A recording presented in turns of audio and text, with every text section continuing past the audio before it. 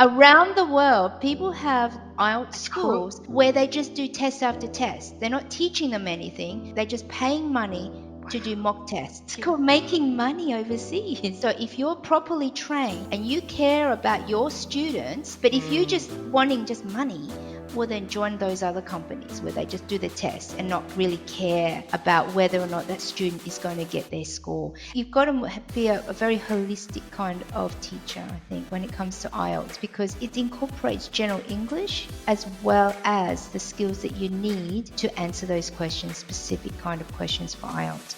And that's why I tell a lot of teachers that we do train, it's like, don't forget your TESOL training.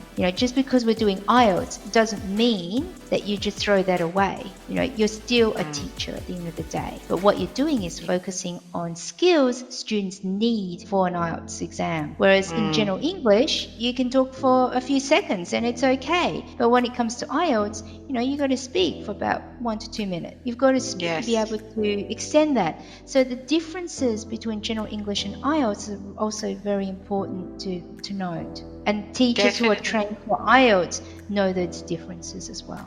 And that's the other thing, one of my students, it was very funny when I said to him, you've got to improve your English to also improve your IELTS score. And he's like, no, I don't need English. I just need my IELTS.